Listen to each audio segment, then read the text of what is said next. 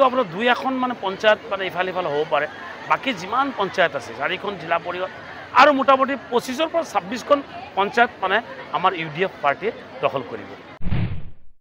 মানুহ ইউডিএফৰ প্ৰতি আস্থা বৃদ্ধি হৈ আছে দিনে দিনে পাৰাৰ সময়ত যিখিনি মানে মিয়াখেদা আন্দোলন হ'ল সেই আন্দোলন মিয়াখেদাৰ সময়ত যদি 2-4-5 জনে কথা ৰাখিছে একমাত্ৰ ইউডিএফৰ বিধায়কসকলে ৰাখিছে বাকি কংগ্ৰেছৰ কোনো বিধায়ক ৰাখা নাই আপোনাৰ ডিটেনশন ক্যাম্প কংগ্ৰেছে বনাইছে ডিবুটাৰ কংগ্ৰেছে বনাইছে এতিয়া মিয়া বুজি পোৱা হৈছে যদি কোনো মিয়া মানুহে কংগ্ৰেছ চৰকাৰ ভোট দিয়াৰ কাৰণে ৰখি থকা নাই চৰকাৰ বনোৱাৰ পিছত পালে কি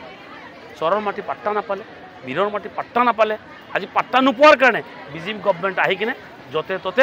উচ্ছেদ আৰম্ভ কৰিছে আৰু এই উচ্ছেদ কৰাৰ মূল পাৰ্টিটো হ'ল কংগ্ৰেছ পাৰ্টিয়ে যদি আপোনাৰ যদি হাওনত আছিলে তেতিয়া যদি মুছলমানৰ কাৰণে অলপ চিন্তা কৰিলেহেঁতেন মাটিখিনি আপোনাৰ কি যদি এলটমেণ্ট দিলেহেঁতেন তেতিয়াহ'লে আজি চৰকাৰে বিজেপি চৰকাৰ ভাঙিব নোৱাৰিলেহেঁতেন এতিয়ালৈকে নতুন যিখন নেকি ডেলিমিটেশ্যন মানে হ'ল ডেলিমিটেশ্যনৰ বা ড্ৰাফ্ট হেৰিটো ওলাইছে সেইটো তাতে লিখা আছে 29খন মানে পঞ্চায়ত দৰং জিলাৰ মানে দলগাঁও সমষ্টিত হ'ব আৰু 4খন জিলা পৰিষদ হ'ব আৰু এতিয়া যেহেতুকে 2-4-5 দিনৰ ভিতৰতে মই শুনা পাই আছোঁ যে ফাইনেল হেৰিখন ওলাব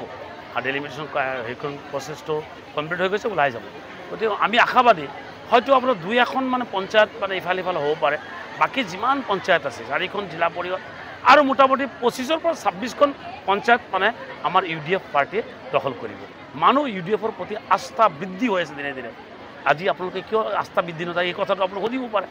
যে আপোনালোকে চালে নহয় এই কেইদিনমান আগতে আপাৰৰ সময়ত যিখিনি মানে মিয়াখেদা আন্দোলন হ'ল সেই আন্দোলন মিয়াখেদাৰ সময়ত যদি 2-4-5 জনে কথা ৰাখিছে একমাত্ৰ ইউডিএফৰ বিধায়কসকলে ৰাখিছে বাকি কংগ্ৰেছৰ কোনো বিধায়ক ৰাখা নাই আপোনাৰ ডিটেনশন ক্যাম্প কংগ্ৰেছে বনাইছে ডিবুটাৰ কংগ্ৰেছে বনাইছে এতিয়া মিয়া বুজি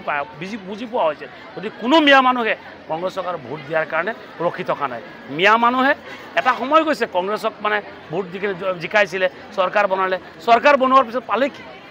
চৰৰ মাটি পাট্টা নাপালে বীৰৰ মাটি পাট্টা নাপালে আজি পাট্টা নোপোৱাৰ কাৰণে বিজেপি গভৰ্ণমেণ্ট আহি কিনে যতে ততে উচ্ছেদ আৰম্ভ কৰিছে আৰু এই উচ্ছেদ কৰাৰ মূল পাৰ্টিটো হ'ল কংগ্ৰেছ পাৰ্টিয়ে যদি আপোনাৰ যদি হাওনত আছিলে তেতিয়া যদি মুছলমানৰ কাৰণে অলপ চিন্তা কৰিলেহেঁতেন